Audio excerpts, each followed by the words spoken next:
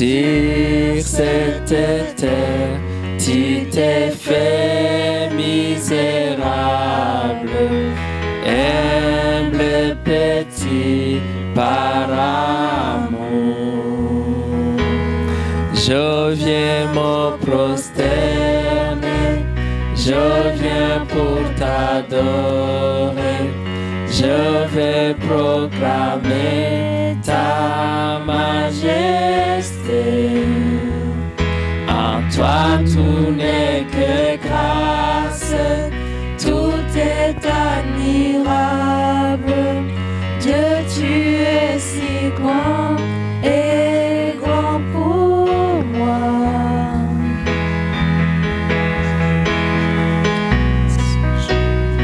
Je viens me prosterner, je viens pour t'adorer, je vais proclamer ta majesté. En toi tout n'est que grâce, tout est admirable. Dieu, tu es si grand et bon pour moi. Je ne saurais jamais le prix de tout ce que tu as su. Je ne saurais jamais le prix de tout ce que tu as subi. Roi de tout temps, roi de tout temps, vers toi vont nos hommages. La gloire au plus haut des cieux. Sur cette terre, tu t'es fait misérable, humble petit par amour. Je viens me prosterner. Je viens me prosterner. Je viens pour t'adorer. Je viens proclamer ta majesté. En toi tout n'est que grâce, tout est admirable. Dieu, tu es si bon et grand pour moi. Je viens me prosterner, je viens pour t'adorer, je veux proclamer ta majesté. En toi tout n'est que grâce, tout est admirable. Dieu, tu es si bon et grand pour moi.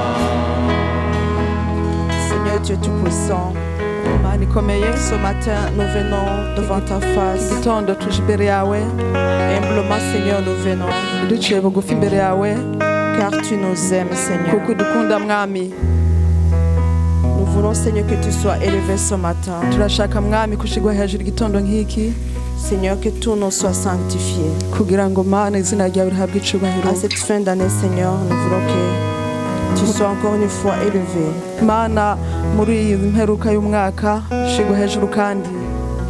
Prends contrôle de toutes choses, Seigneur, en ce moment. Tout esprit qui ne confesse pas de toi, Seigneur, soit détruit au nom de Jésus. Sois chassé au nom de Jésus. Merci, Seigneur, au nom de Jésus. Amen. Amen. Pouvez-vous lever, s'il vous plaît, si vous n'êtes pas malade. On va lire les paroles en Psaume 130 sans tarder.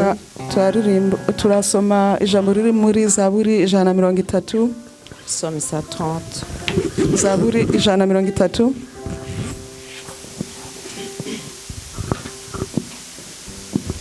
Au verset 3 et 4. Psaume 30, verset 3 à 4. Zaburi 130 umurongo wa 3 kugera ku wa 4. Si tu regardais le souvenir de mes iniquités, Éternel Seigneur, qui pourrait subsister? Mais le pardon se trouve près de toi, afin qu'on te craigne. Amen. Amen. Ok, il y a un parent qui est Rwanda. Est-ce que quelqu'un a la Bible qui est Rwanda? Oui, c'est verset 3. Oui, acte 4. Uwiteka wagumya kwibuka ibyo dukiranirwa, mwami ninde wazahagarara adatsinzwe? Ahubwo kubabarirwa kubonerwa aho uri, kugira ngo wubahwe. Amen. Amen. Si le Seigneur gardait le souvenir de tes péchés ou de mes péchés, Niba umwami yashobora kwibuka ibyaha byacu n'ibyaha byanje, tu ne subsisterais pas devant lui. ntabwo washobora kubaho imbere y'amaso yiwe. Mais Dieu est miséricordieux ce matin. Ariko Imana Il iradukunda, nous rappelle qu'il nous pardonne, qu'il nous aime. itwibukije yuko itubabarira kandi kidukunda. Mais ne faisons pas de péché exprès. Ariko ntitugakore ibyaha ku Craignons le bushake, Seigneur. dutinye umwami. Amen. Amen. J'aimerais que tu pries dans quelques secondes, Ndashaka ko mu masegonda make usenga, que tu puisses un peu revoir la relation que tu as avec le Seigneur urabe ubusabane ufitanye n'umwami à cette fin d'année. muri iyi mperuka y'umwaka. Regarde si tu es sincère avec le Seigneur. Urabe niba koko ugenda nk'uko umwami ashaka. Merci de prier. Urakoze Amen. kugusenga. Amen.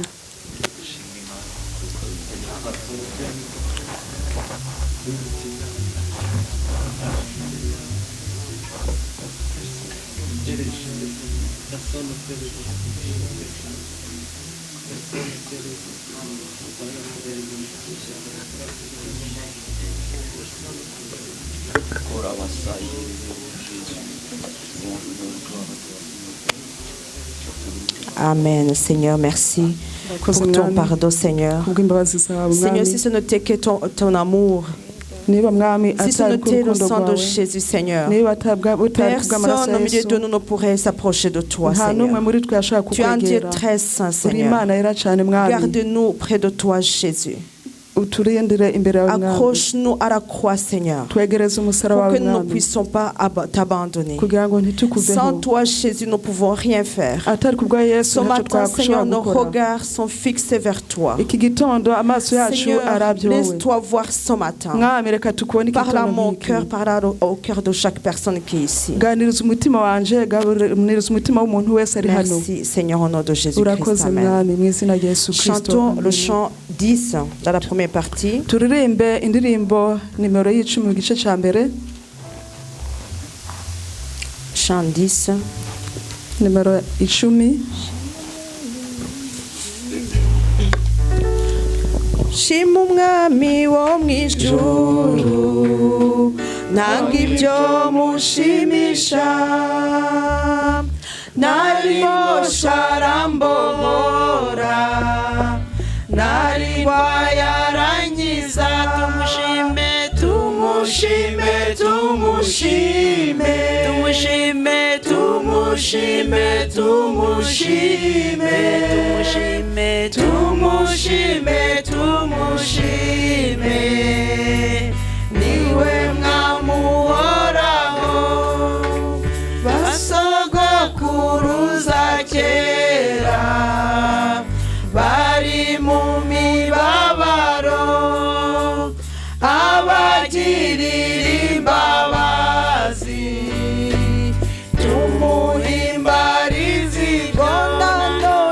Nanone tumwizigire, nanone tumwizigire, nanone tumwizigire, kuko ariko yahoze, ni data wa twese mwiza, azi intege nke zacu, nuko aradukuyakuya, ngo aturinde Satani.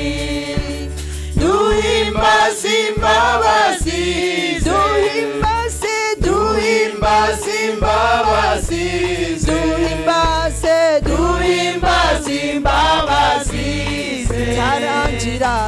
zitarangira iteka duhimbaze duhimbaze imbabazi duhimbaze duhimbaze imbabazi duhimbaze duhimbaze imbabazi zitarangira zitarangira iteka yemwe bamarayika beza mushime nimushime Uwiteka namwe bera bo mw'ijuru bavuye mw'isi yose mwese mushimane natwe mwese rero mwese mushimane natwe mwese rero mwese mushimane natwe nyiringira uhoraho. Alléluia. Louons le Seigneur vraiment avec un cœur ouvert. Amen. Dieu a fait de grandes choses. Nous étions enchaînés par le péché. Dieu nous a libérés. Amen. Gloire au Seigneur. Tu étais malade, Dieu t'a guéri. Tu avais des soucis, Dieu t'a exaucé. Amen. Alléluia. Élevons nos mains maintenant pour le Seigneur, pour ceux qui le veulent bien. Alléluia. Que le Seigneur soit élevé. Que son nom soit glorifié. Maintenant, alléluia, Seigneur, nous t'adorons, nous t'élevons. Ce moment de louange et d'action de grâce, Seigneur, reçois nos actions, Père. Écoute le son, écoute la voix de nos cœurs qui veulent, Seigneur, t'adorer à cette fin d'année. Tu nous as protégés, tu as combattu pour nous, tu as été de notre côté, Seigneur. Tu ne nous as pas abandonnés, Seigneur. Tu ne nous as pas jetés très loin de toi. Seigneur, gloire à ton Seigneur. Nous nous unissons au sein, alléluia, pour te dire que tu es grand, pour te dire que tu es merveilleux. Merci Seigneur, en ton nom Jésus-Christ nous prions. Amen. Louons le Seigneur vraiment avec joie. Amen. Le Seigneur voudrait t'écouter. Amen. Le Seigneur voudrait te voir l'adorer. Amen. Amen.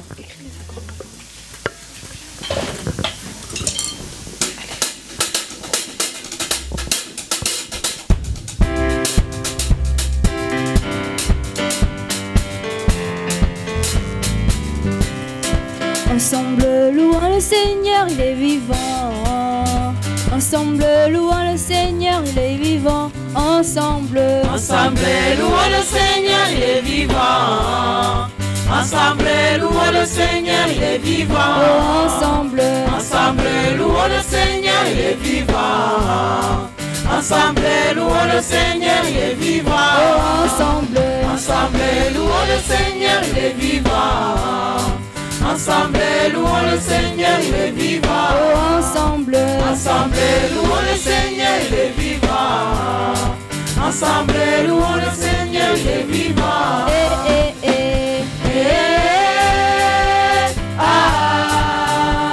Louons le Seigneur, il est vivant.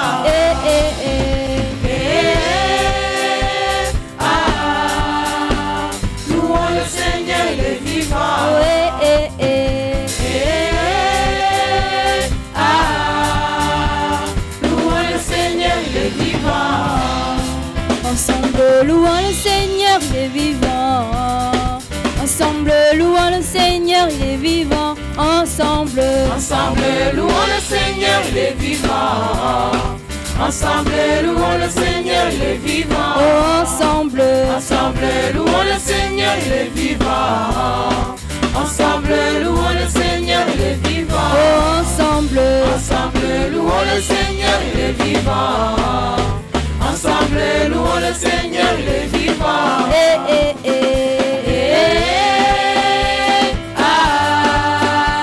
Louons le Seigneur, il est vivant.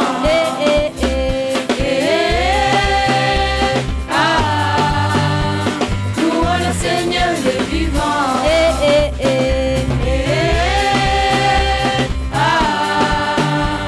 Louons le Seigneur, il est vivant. Ensemble louons le Seigneur, il est vivant. Ensemble, louons le Seigneur, il est vivant. Ensemble louons le Seigneur, il est vivant. Ensemble, louons le Seigneur, il est vivant.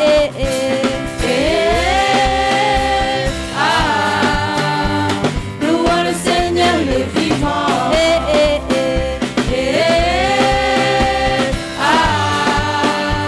Louons le Seigneur, il est vivant.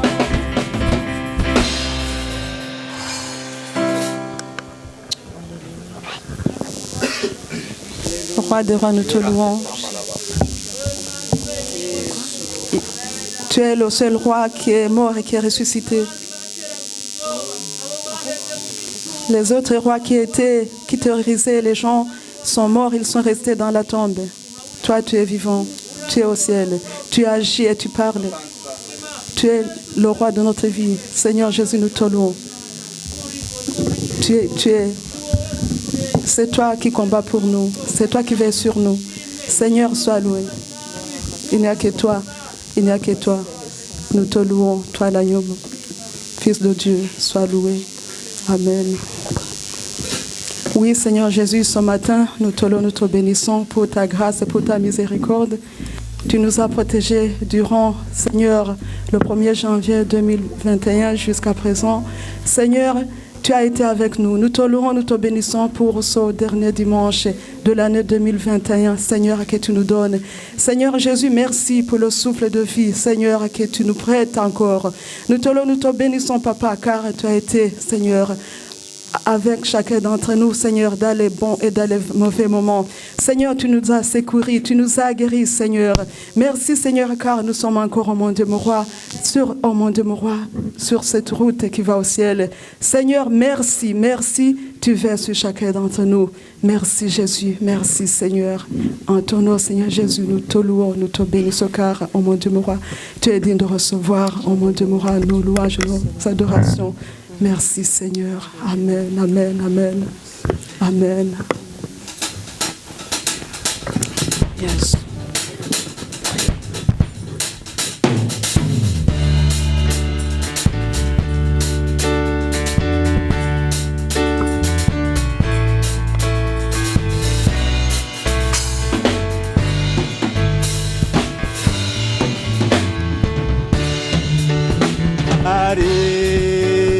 Impavu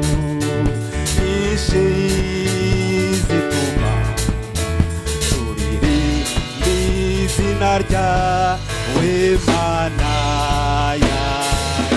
Hariho impamvu nyinshi zituma turirimba izina ryawe Mana yacu.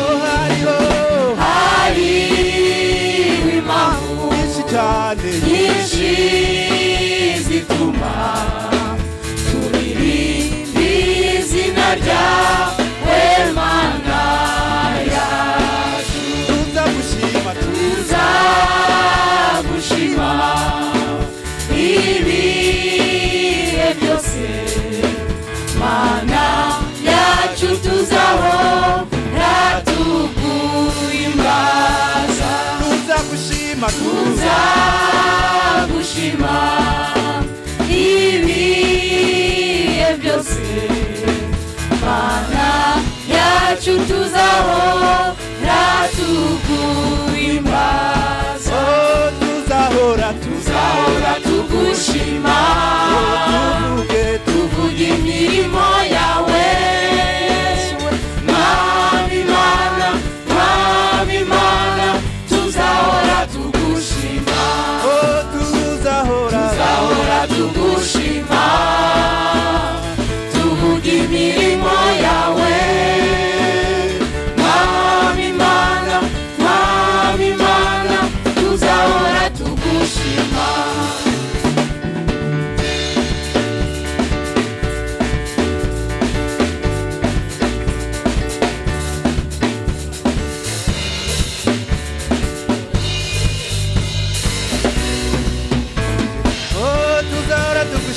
Tuzahora tugushima, tuvuge imirimo yawe Mwami Mana, Mwami Mana, tuzahora tugushima. Tuzahora tugushima, tuvuge imirimo yawe Mwami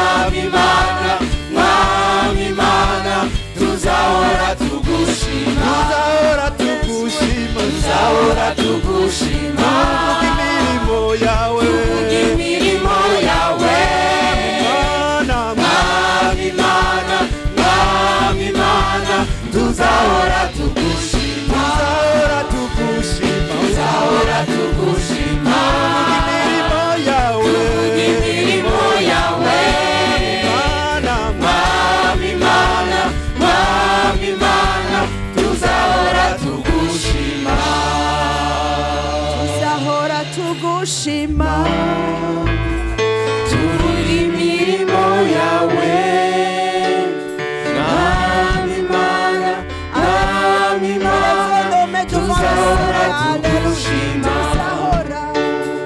tuzahora tugushima, signe de tuvuge reconnaissance. imirimo yawe, Mwami Mana, Mwami Mana, tuzahora tugushima, Encore une fois, alléluia. tuzahora tugushima, Alléluia. tuvuge imirimo yawe, Mwami Mana, Mwami Mana, tuzahora tugushima.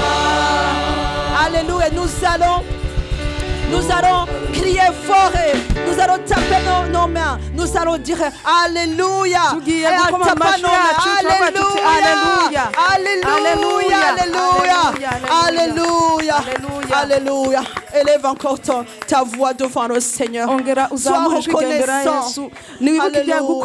N'oublie aucun bienfait que le Seigneur t'a offert. ntiwibagire ikintu cyose cyiza umwami yaguhaye. Le Seigneur t'a fait grâce. Umwami yakugiriye Dieu ubuntu, t'a fait du bien. yakugiriye Tous les neza. matins, il t'a donné beaucoup de grâce. Buri mu gitondo Il n'a yaguhaye pas hésité. Il n'a pas hésité. ntabwo Même yigeze quand tu étais dans areka la faiblesse, n'igihe wari mu ntege nke. Dieu t'a fait grâce. Umwami yakugiriye ubuntu, yakugiriye imbabazi. Dieu t'a fait beaucoup de choses. Imana yakugiriye Alléluia. yaguhaye ibintu byinshi, yagukoreye Je croyais que byinshi. j'allais entendre des cris de joie encore. nagira ngo ndi bwumve Merci, amajwi yanyu azamuka ashima Alléluia. n'umunezero. Alléluia. Tu es digne, Seigneur. Élevons Seigneur, tu ensemble nous as nos donné voix. Jésus. Élevons encore nos voix. Il est digne, il est digne, il est digne. arabikwiriye arabikwiriye. Alléluia. Ni wowe Mana. Oh Dieu, tu es Dieu au milieu de nous. Alléluia. Yesu nushi. Alléluia. Nous allons chanter encore un petit cœur tugiye kongera kuririmba agakorasi gatoya qui dit nzamuye amaboko. akavuga ngo je lève mes mains. Alléluia. Quand les gens vont regarder le football, iyo abantu bagiye kuraba umupira, dès qu'il y a un but qui est mis, iyo hari igitsindo cinjiye, tout le monde lève les mains, on crie fort. buri muntu wese azamura amaboko akavuga cyane. Pourquoi ne pas les élever maintenant devant le Seigneur? ni iki cyatuza noneho Amen. kuyazamura imbere Pourquoi ne pas y'umwami? sauter Amen? ni iki Pour cyatuza ceux noneho qui le gusimbuka peuvent, ku Dieu est babishaka? grand. Amen. Imana ni Imana ikomeye. Alléluia, alléluia. Zamuye amaboko yanjye. Amen. Zamuye, zamuye amaboko yanjye. Zamuye, zamuye amaboko yanjye. Zamuye, zamuye amaboko yanjye. Ndagushima, zamuye amaboko yanjye. Namuri hejuru, zamuye amaboko yanjye. Ikimenyetso, ikimenyetso cyo guca bugufi, Mwami unyobore. Zamuye amaboko, Je lève mes mains. zamuye amaboko yanjye. Je lève mes mains. Ukanzamuye, zamuye Je lève mes mains. amaboko yanjye. Data zamuye, zamuye amaboko yanjye. Ciye bugufi Mwami, zamuye amaboko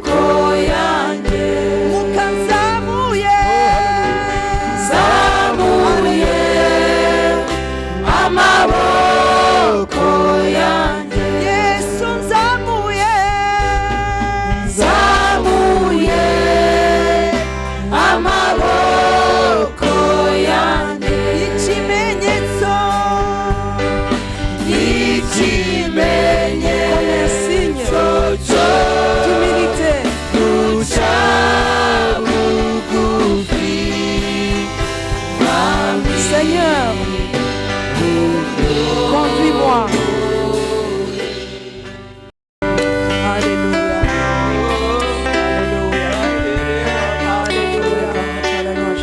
Alléluia. Alléluia. Seigneur, tu es digne ce matin. Mwami gitondo nkikurabereye urakwiriye. Alléluia, tu es saint Seigneur. Uruwera mwami. Tu es glorifié Père.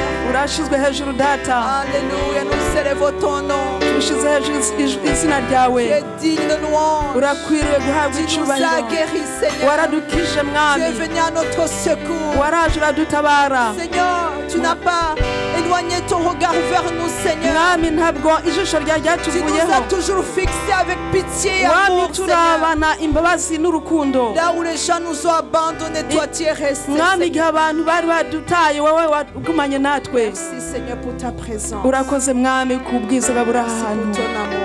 Urakoze kubw'urukundo rwawe. Mu izina rya Yesu amen. Amen. Vous pouvez vous asseoir dans la présence du Seigneur. Murashaka kwicara mu bwiza bw'umwami. Amen. Le groupe de louange peut s'asseoir aussi.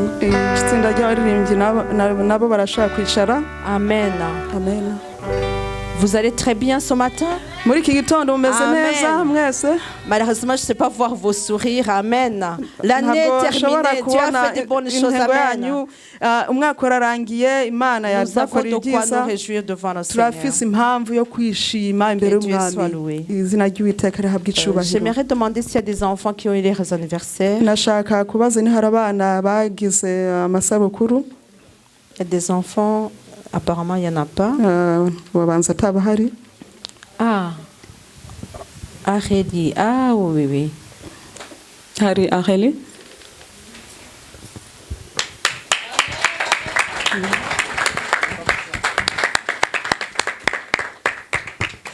Nous t'attendons Areli vite.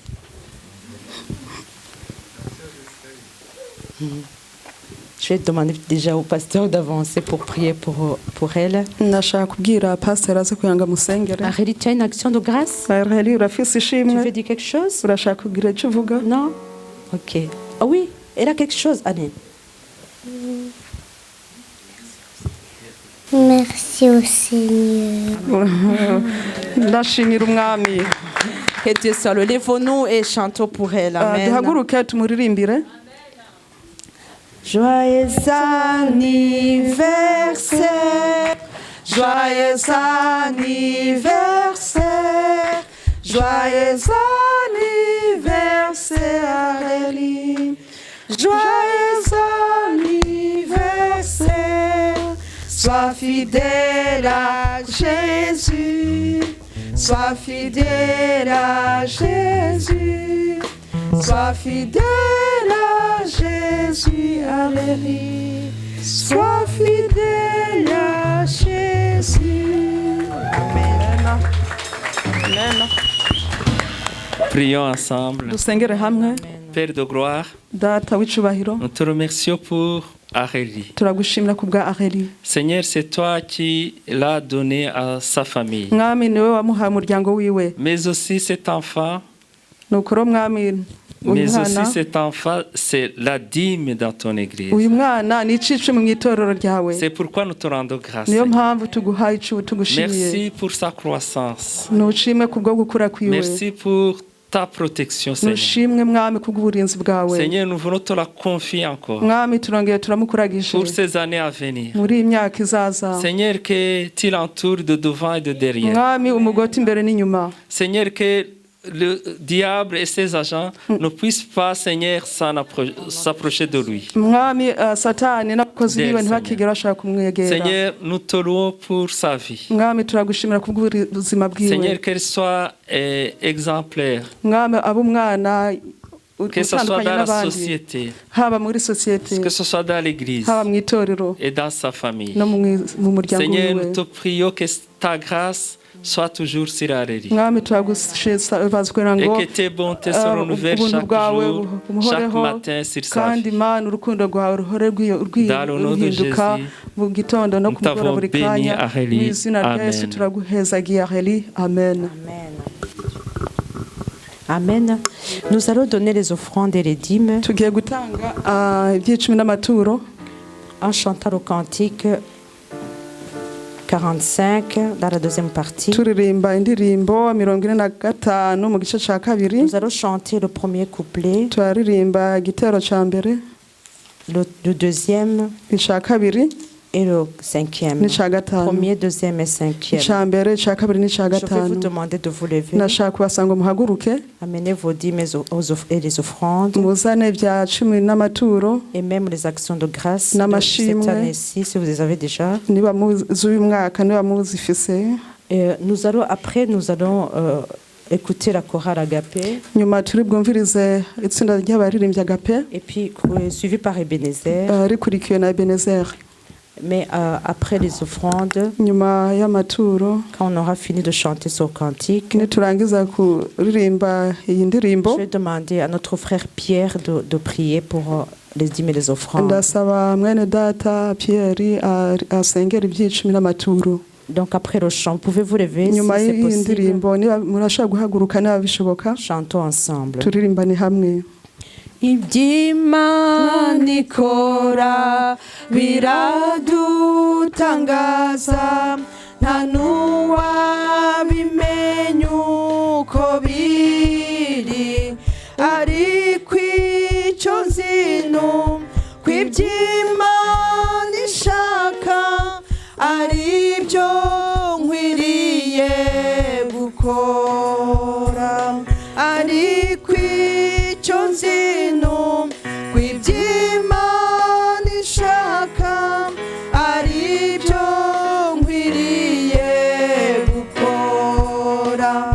Mu rugendo ntabwo nabimenya byose, ariko nzi ko nzabimenya.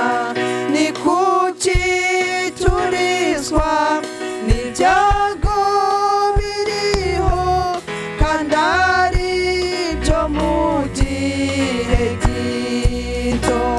Ni kuki turizwa n'ibyago biriho, kandi ari byo mu gihe gito.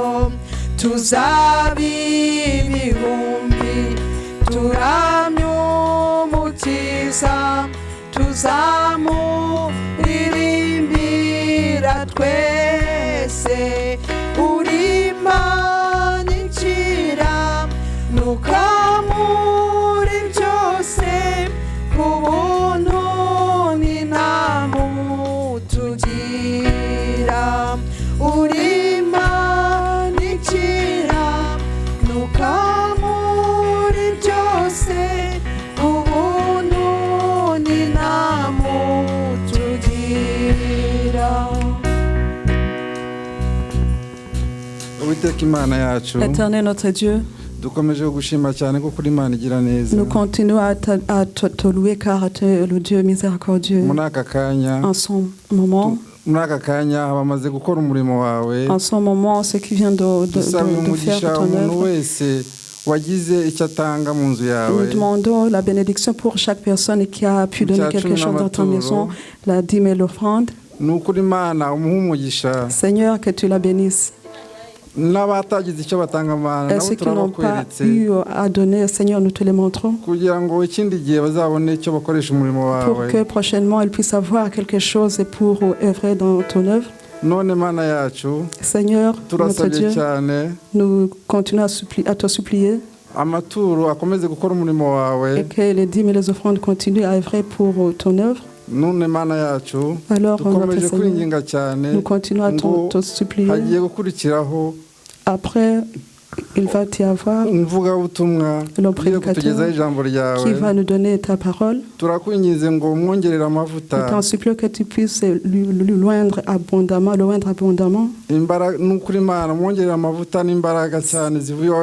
Seigneur, que ta puissance et ton onction céleste puisse descendre sur lui.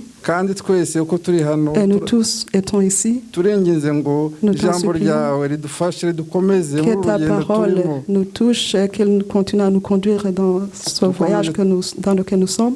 Nous continuons à le demander au nom de notre Seigneur Jésus-Christ. Amen. La chorale Agapé, dépêchez-vous.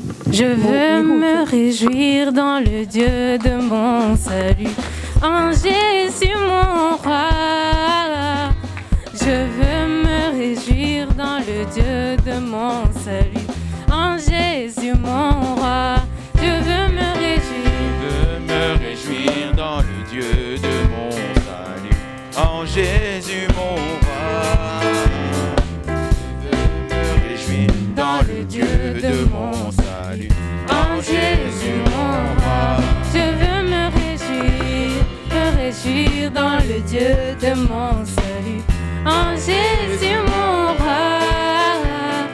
Je veux me réjouir dans le Dieu de mon salut, en Jésus mon roi. Car il rend mes pieds semblables à ceux des biches. Il me fait marcher sur les lieux élevés. L'Éternel est ma force. Chantons Alléluia, Alléluia, Alléluia, Alléluia Jésus. Alléluia, Alléluia, Alléluia Jésus.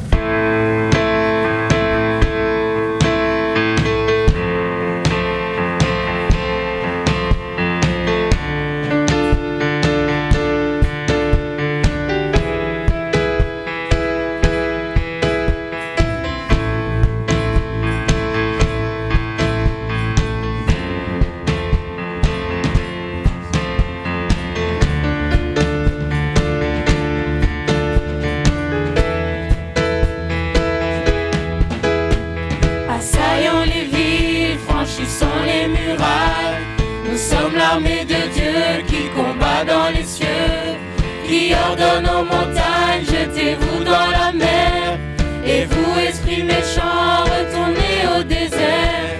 Assaillons les villes, franchissons les murailles, nous sommes l'armée de Dieu qui combat dans les cieux, qui ordonne aux montagnes, jetez-vous dans la mer, et vous, esprits méchants, retournez au désert. Nous sommes l'armée du roi, nous sommes l'armée du roi, devant l'armée du roi, marche le roi des rois. Nous sommes l'armée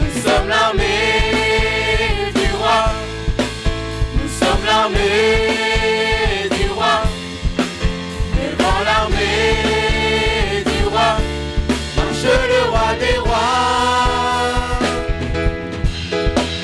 Bien sûr notre passage ne pourra subsister, les lieux que nous foulons, Dieu nous les a donnés. Satan, nous t'avons vu, cesse de te cacher, car au nom de Jésus, nous t'avons démasqué. Bien sûr notre passage ne pourra subsister, les lieux que nous foulons, Dieu nous les a donnés. Satan, nous t'avons vu, cesse de te cacher, car au nom de Jésus, nous t'avons démasqué. Nous sommes l'armée du roi, nous sommes l'armée du roi, devant l'armée du roi, marche le roi des rois. Du roi, oui du roi, oui du roi. Nous sommes l'armée du roi, oui du roi, oui du roi. Nous sommes l'armée du roi, oui du roi, devant l'armée du roi, marche le roi des rois.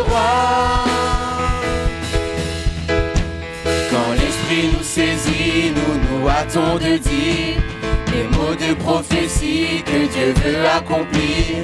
Dieu parle et tout arrive comme il l'a annoncé. Jamais rien ni personne ne pourra l'arrêter. Quand l'Esprit nous saisit, nous hâtons de dire les mots de prophétie que Dieu veut accomplir. Dieu parle et tout arrive comme il l'a annoncé. Jamais rien ni personne ne pourra l'arrêter. Nous sommes l'armée du roi, oui du roi. Nous sommes l'armée du roi, oui du roi, oui du roi. Devant l'armée du roi, oui du roi. Marche le roi des rois, du roi, oui du roi, oui du roi. Nous sommes l'armée du roi, oui du roi, oui du roi. Nous sommes l'armée du roi, oui du roi, oui du roi. Devant l'armée du roi, oui du roi. Marche le roi des rois, du roi, oui du roi, oui du roi. Nous sommes l'armée du roi, oui du roi, oui du roi. Nous sommes l'armée du roi, oui du roi, oui du roi. Devant l'armée du roi, oui du roi. Marche le roi des rois, du roi, oui du roi, oui du roi. Nous sommes l'armée du roi, oui du roi, oui du roi. Nous sommes l'armée du roi, oui du roi, oui du roi. Devant l'armée du roi, oui du roi. Marche le roi des rois.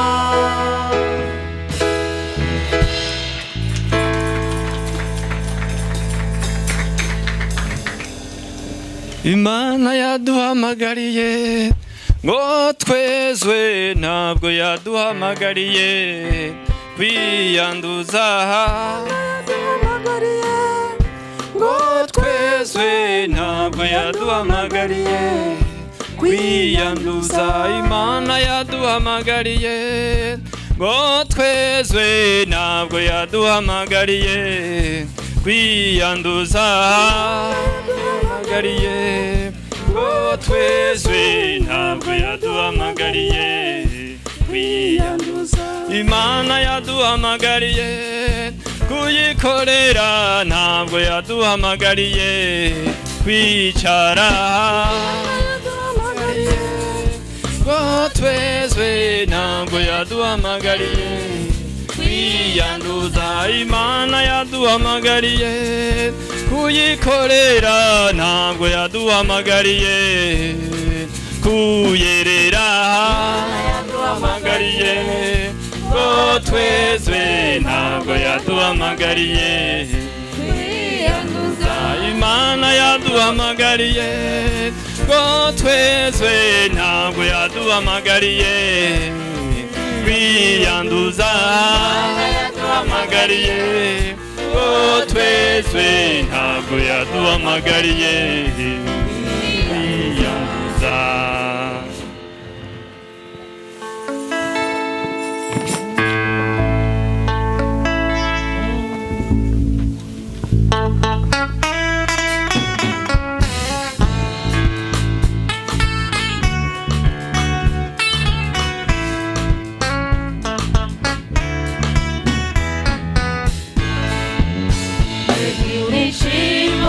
Bazanesha, bazibera mu mahoro, bazahora baririmba, mbega umunezero utavugwa, mbega ibyishimo kubazanesha.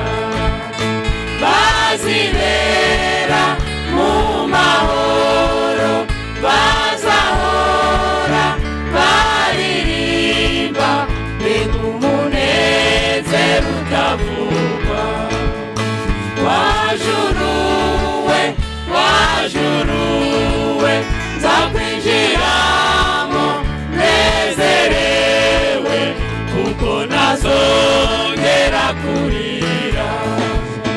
Wajuruwe,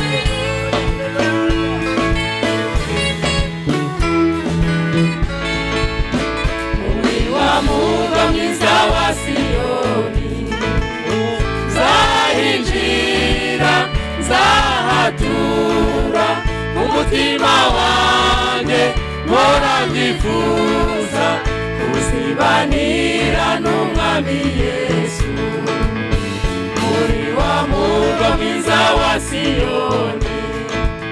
Nzayinjira nzahatura mu mutima wanjye mpora ndifuza kuzibanira n'umwami Yesu. Nimubona Hoziyana zanezerwa bitavuga kuko nazongera kurira. Nimubona Hoziyana zanezerwa bitavuga kuko nazongera kurira. Nimubona Hoziyana zanezerwa bitavuga kuko nazongera kurira.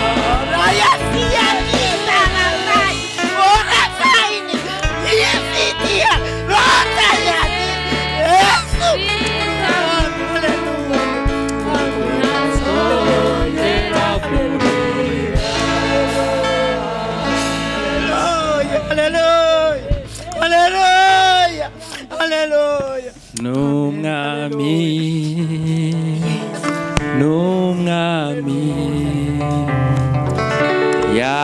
yarazutse mu bapfuye.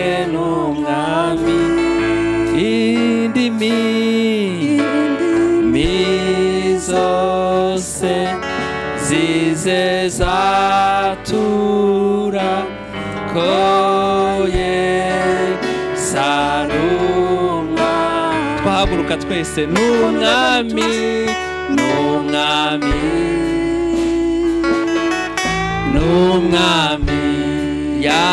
yarazutse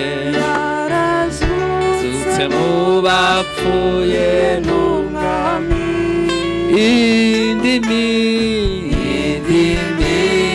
zose zize zatura ko Yesu ari umwami. Jésus-Christ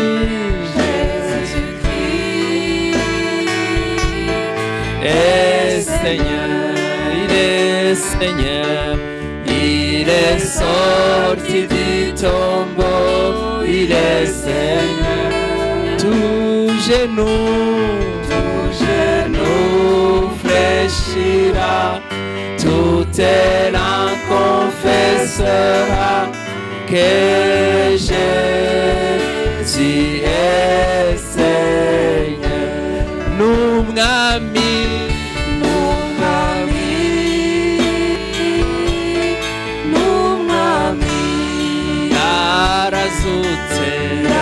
yarazutse mu bapfuye. N'umwami indimi zose zize zatura ko Yesu ari umwami. Reka dukomere umwami wacu amashyi. Acclamons notre Seigneur. Umwami w'abami. C'est le roi des rois. Umwami w'abami. Umwami w'abami. Arakwiriye impundu. Il est digne d'acclamation. Il est digne d'être acclamé. Il est digne d'être loué. Il est digne d'être adoré. Il est le roi de cette église. Il est le roi de nos ménages. Il est le roi de cette église. Il est le roi de ce pays. Il est le roi des rois. Jésus, tu es digne d'être loué. Jésus, tu es digne d'être adoré. Tu es le roi. Tu es le roi. Tu es le roi des rois. Tu es le roi des rois. et le Seigneur des Seigneurs. Seigneur, nous te louons. Ton église ici à Gemap, nous t'élevons. Nous disons que tu es notre roi, notre Seigneur. Il n'y a aucun autre roi que nous voulons. Il n'y a que toi que nous voulons. Tu es digne, Seigneur. Amen. Amen. Amen. Vous pouvez vous asseoir dans la gloire de Dieu. Bonjour. Que Jésus soit loué. Que Jésus soit loué. Alléluia. Amen. J'espère que vous avez bien dormi. Que vous n'avez pas beaucoup fêté en sorte que vous ne vous êtes pas reposé. Et je vous remercie car vous êtes retournés. Car hier nous étions ici. Ni normal. C'est tout à fait normal. Amen. Amen. Amen. Amen.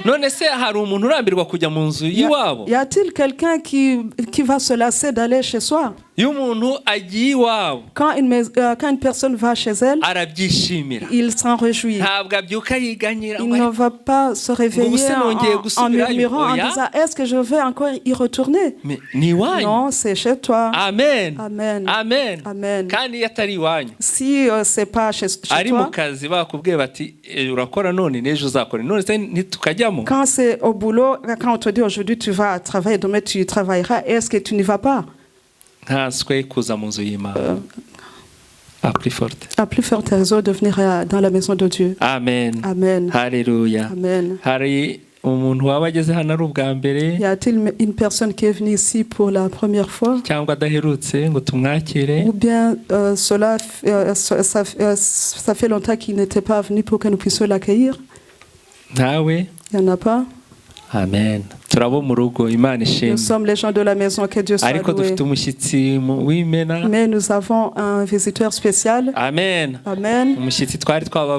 C'est le visiteur que nous vous avons déjà dit.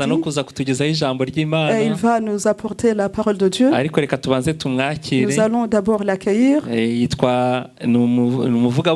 C'est un évangéliste. Il s'appelle Muhizi Jotam. Il vient chez nous au Rwanda. Amen. Amen. Je lui demande de se lever, nous allons l'accueillir.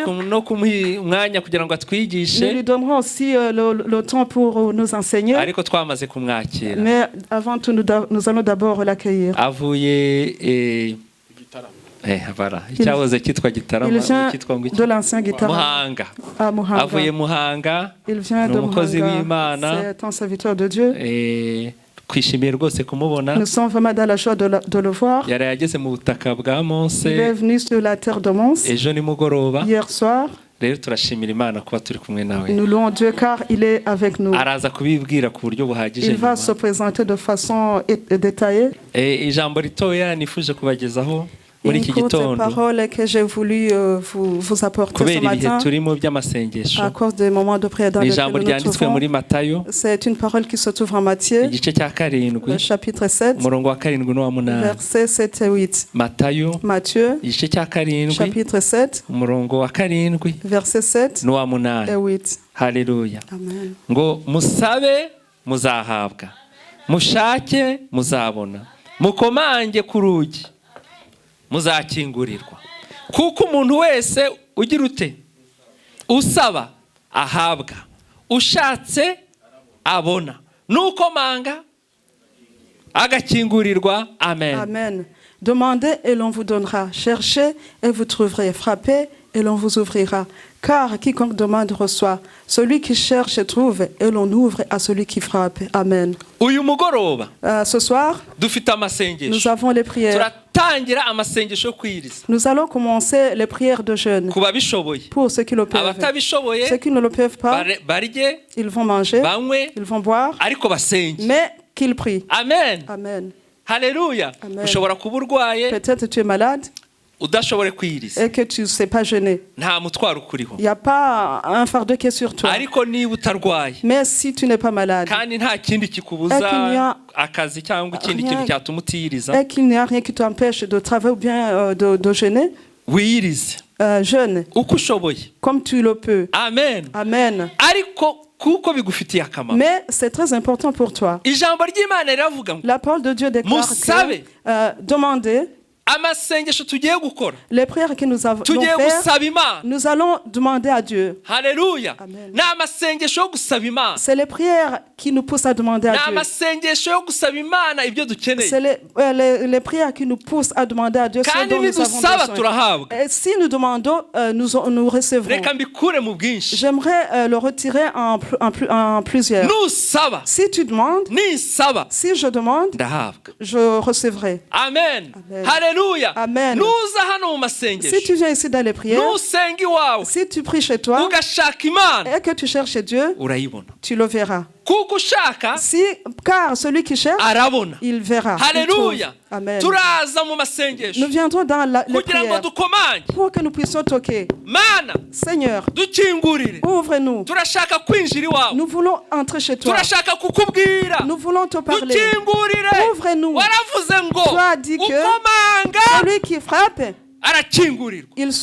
on lui ouvrira la porte.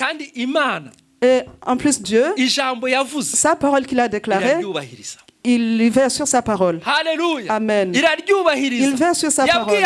Il a dit à Adam, si tu manges sur cet arbre, même mourir tu mourras.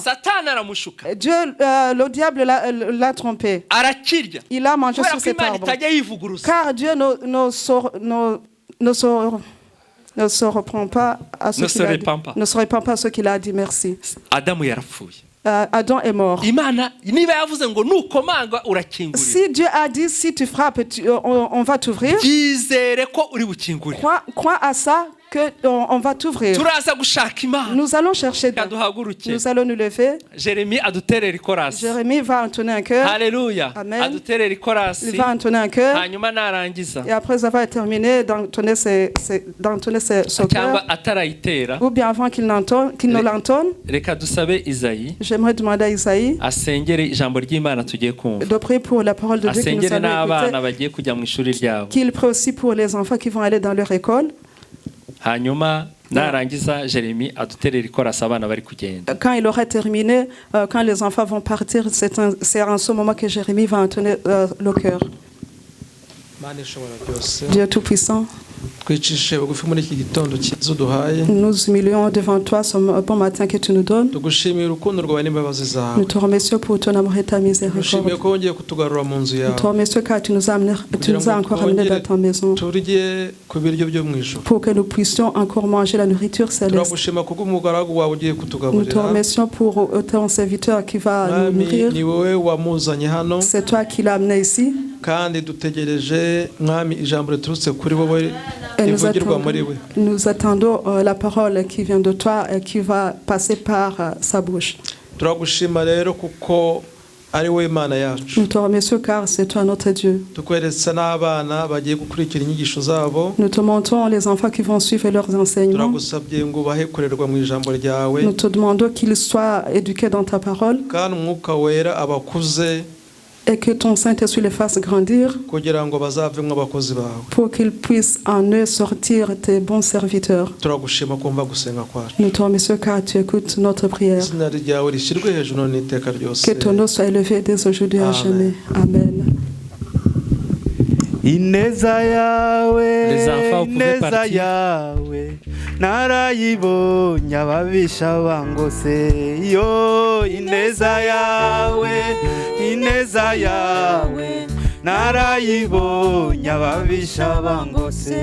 Oh, ineza yawe, ineza yawe, narayibonye ababisha bangose. Yesu we, ineza yawe, ineza yawe, narayibonye ababisha bangose. Mwami gukiza kwawe, gutabara kwawe, narabibonye ababisha bangose.